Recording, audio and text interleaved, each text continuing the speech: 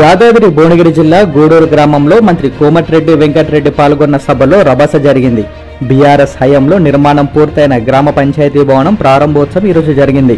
ఈ సభలో ZP chairman Sandeep రెడ్డిని మాట్లాడనివ్వకుండా కాంగ్రెస్ కార్యకర్తలు అడ్డుకోవడంతో అసలు గొడవ మొదలైంది. జెడ్పీ చైర్మన్ ను అడ్డుకోవడమేంటని బీఆర్ఎస్ నేతలు వారిని నిలదీశారు. దీంతో గొడవ పెద్దదైంది. మంత్రి జోక్యం చేసుకుని సర్ది చెప్పాల్సింది పోయి మైక్ లాక్కొని సందీప్ రెడ్డిపై విమర్శలు గుప్పించారు. దీంతో పరిస్థితి మరింత ఉద్రిక్తంగా మారింది. చివరకు పోలీసులు జోక్యం చేసుకుని సందీప్ రెడ్డిని అక్కడి నుంచి తరలించారు.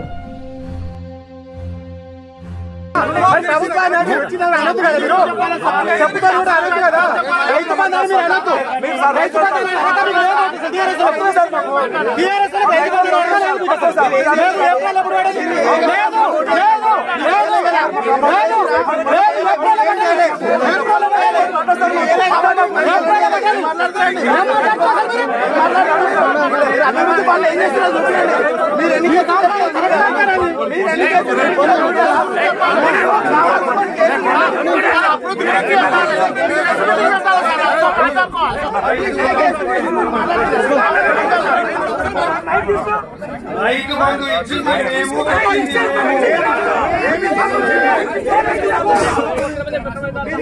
దేశంలో ఎక్కడ పెట్టింది ఇక్కడ పెట్టింది, ఈ రాష్ట్రంలో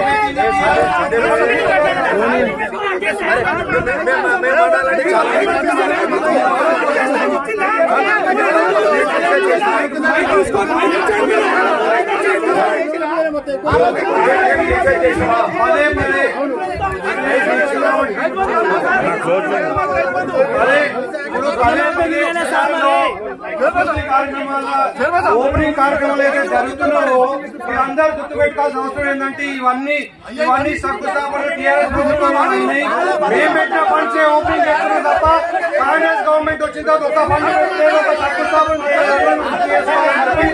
మీరందరూ మాట్లాడతాం చాలా ఉంది. ఈ అవకాశం మీ అందరూ కూడా ధన్యవాదాలు తెలియజేస్తున్నాను.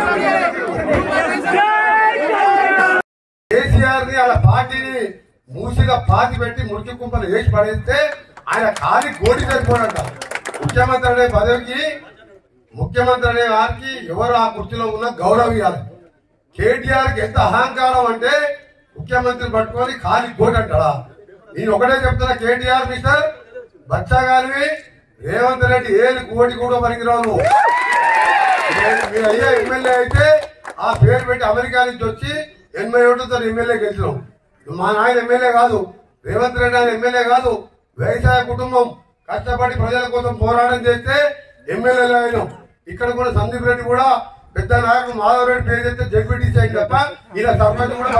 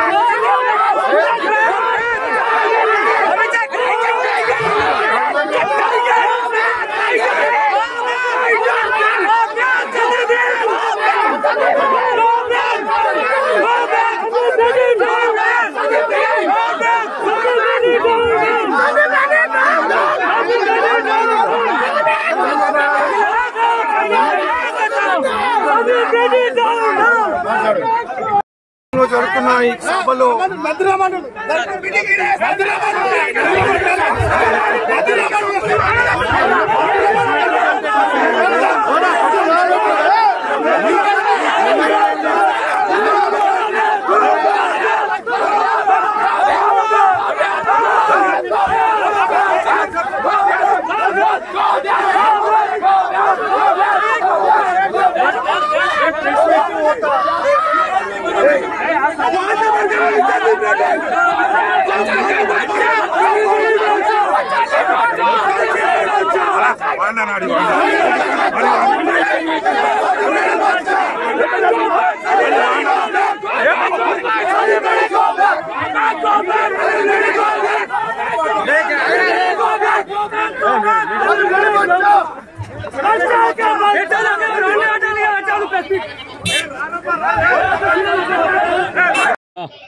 ఇవాళ బీవీనగర్ మండల్ గూడూరు గ్రామంలో జరుగుతున్న ఈ అభివృద్ధి కార్యక్రమాల ఓపెనింగ్ కార్యక్రమం ఉందో ఆ కార్యక్రమంలో మంత్రి గారిని నేను ఒకటే విషయం అడగడం జరిగింది. రైతు బంధు మీరు మేము 9వ తారీఖు రాగానే ఎకరానికి 10,000 కాదు 15,000 ఇస్తామని చెప్పినారు.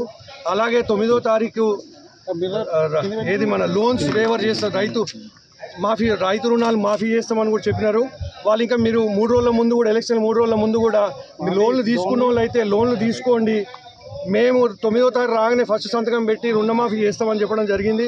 అలాగే పెన్షనర్స్ కూడా వాళ్ళు 2,000 కాదు 4,000 ఇస్తాం 9వ తారీఖు నుంచి అని చెప్పడం జరిగింది.